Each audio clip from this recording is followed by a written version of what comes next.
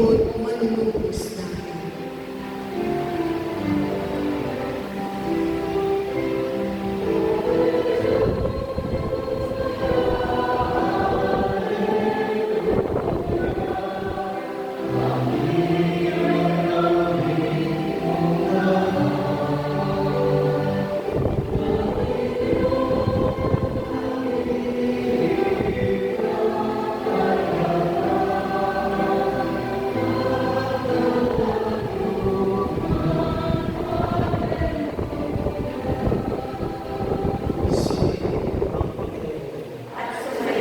Balita ng Panginoon ayon kay Isa.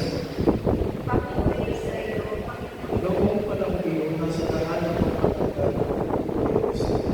Nakuha sa kanila si Jesus, nangangamba ng mga nagad at dahil naman ang mga taong sumusunod sa kanila. Pinukod ni Jesus ang kapitalawa at sinabi ng mga sa kanyang kailangan. Ngayon, paabot tayo sa Jerusalem, ang anak ng tao ay magkakaroon sa mga punong sasadote sa taas. Kanilang habulan niya na kamatayan na ibigay sa pamilya, siya itutuloy nila, luluran, hahagitin at papatayin. Ngunit hindi siya mabubuhay pagkaraan na kanyang araw.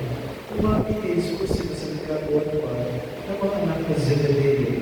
At ang sabi, Loro, ibigay po sa isang manilog ng Jesus. Sumunod sila, sana'y mabubuhay katabi nilo sa iyong bahay. Isa sa kanan, isa sa kaliwa. Hindi nyo nalaman ang hinihingi sa akin ng Jesus sa kanila. Mababatakan mo ang hirap na kapatid ko. Pag-ibig ng Panginoon sa ikat na daan ng sito. Opo, nagulinan sa mga ni Jesus. Ang hirap na babatahin ko ay babatahin ng mundo. At kayo ibigyan sa kanya ang dadanasan. Kumain sa kumbaga pagkakalit sila sa mga kapatid. Kaya't pinagabit sila ni Jesus at sinabi, alam ninyo na noong ang mga pinatuloy na pinatuloy hindi ay siyang pinapanood at ang mga pinabalita ay siyang susunod. Ngunit hindi dapat ganyan ang higirang sa ito.